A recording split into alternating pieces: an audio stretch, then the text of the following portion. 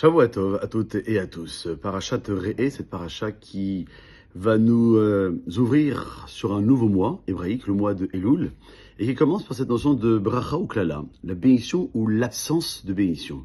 Et la Torah dit la bénédiction Asher, lorsque vous écouterez, mais klala est l'absence de bénédiction im lo tishmo, si vous n'écoutez pas.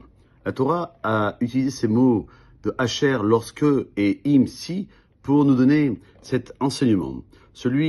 Comprendre que ne pas écouter les paroles de la Torah est en soi une volonté de ne pas recevoir la bénédiction octroyée par Akadosh Baruch Hu, promise, écrite dans la Torah, comme celle la paracha d'hier matin, la paracha de Vaïkev, aussi bien dans ce monde-ci et à fortiori dans le Olam Haba, dans l'autre monde. Et celui qui s'en abstient, alors, dit le texte de cette paracha de cette semaine Re'eh, Besartem minat derer. Il se détournera du chemin et il finira par la lechet Elokim achrim, d'aller vers d'autres dieux. Alors, on nous enseigne que voit Re'eh avec les yeux du Emet, de la vérité, et non pas avec un œil humain éphémère. Il ne faut pas se laisser abuser par le succès apparent des mécréants, car, dit Shlomo Meler, le rachat, le mécréant, n'a pas d'avenir. Si on obéit, chers amis, il n'y aura que des bénédictions, malgré les apparences. Si on désobéit, il n'y aura qu'une absence de bénédiction, bien que la première impression puisse être favorable, de pouvoir faire ce que l'on veut. Article 22.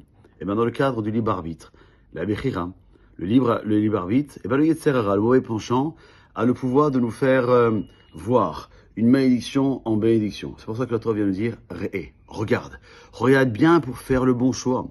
Est-ce que mon Yetzer Hara c'est lui qui me pousse à agir ainsi, ou est-ce que je dois aller selon la volonté du maître du monde? Et la Torah va détailler beaucoup de mitzvot dans cette paracha de Re'eh. Entre autres, celle de faire d'aider notre frère indigent. Patoar tiftar et tiadecha. Ouvre, tu ouvriras ta main. Prête-lui en raison de ses besoins, de ce qui peut lui manquer. Le Gaon de Vilna explique que la Torah évoque ainsi, en allusion, l'ordre exact à répéter dans le don de la Sédaka. Si l'homme plie ses doigts, ils ont tous l'air égaux. Tandis que lorsque sa main est ouverte, on voit bien que ce n'est pas le cas. Le verset précise qu'il faut fournir aux nécessiteux en raison de ses besoins, de ce qui peut lui manquer. Des marsar et Rachaïr Sarlo, même un cheval en guise de monture et un serviteur pour courir devant lui.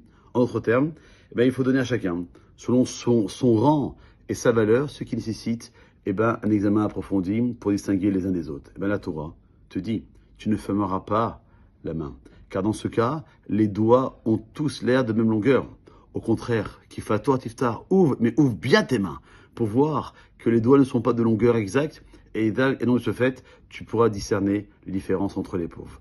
Pour distinguer les uns des autres, la Torah précise, tu ne fermeras pas la main. Car dans ce cas, les doigts ont tous l'air de même longueur.